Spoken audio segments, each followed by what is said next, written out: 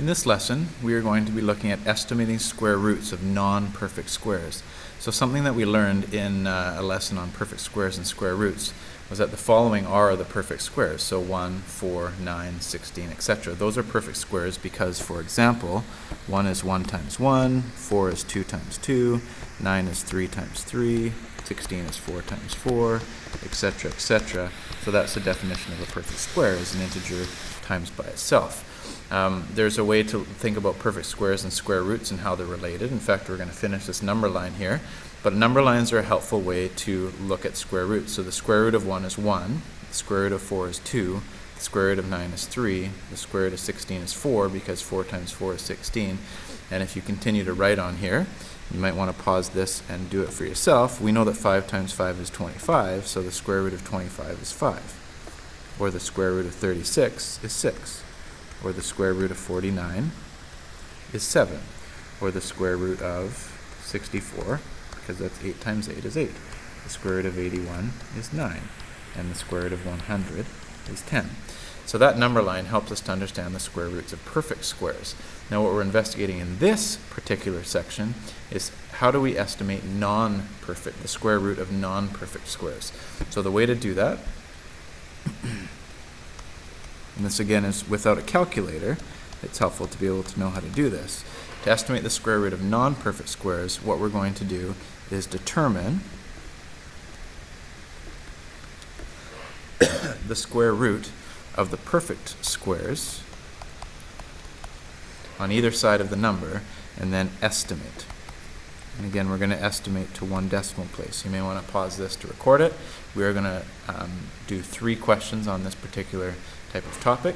So if I asked you to estimate the square root of 8, so question number 1 here, to 1 decimal place, what we would do is we know, and let me highlight this in a second here in purple, we know that the square root of 4 is 2 and the square root of 9 is 3, so the square root of 8 is somewhere between there. And let me just kind of write this in a way that might be helpful for you. We know that 2 times 2 is 4. We also know that 3 times 3 is 9.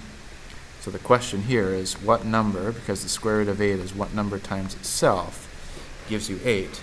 And what we know here is that it's going to be closer, because it's between 2 times 2 and 3 times 3, but it is closer, because 8 is close to 9, it's closer to 3 times 3. So my estimate would be roughly 2.8-ish.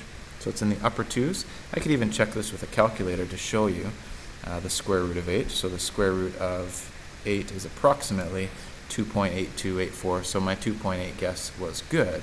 If we look at the next example, which I'll highlight in green here, the square root of 52 we know is going to be somewhere between the square root of 49 and the square root of 64.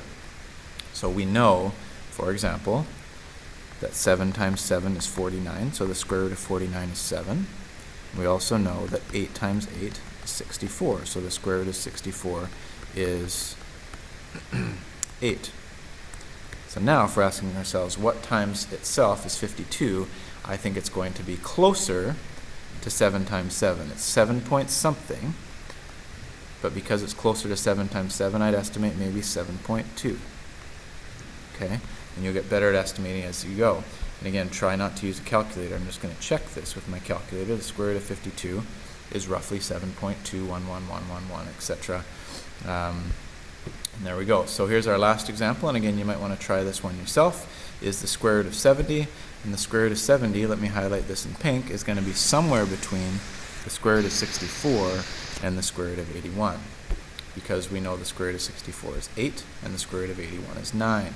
So if 8 times 8 is 64, and 9 times 9 is 81, we're trying to investigate the square root of 70. So what number times by itself is 70?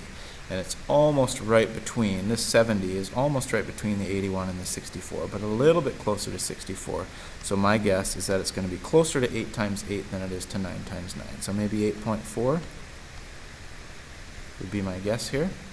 And I could test that out. So the square root of 70, 8.3666. So it's pretty close to 8.4. But again, we're only being expected to estimate in this section.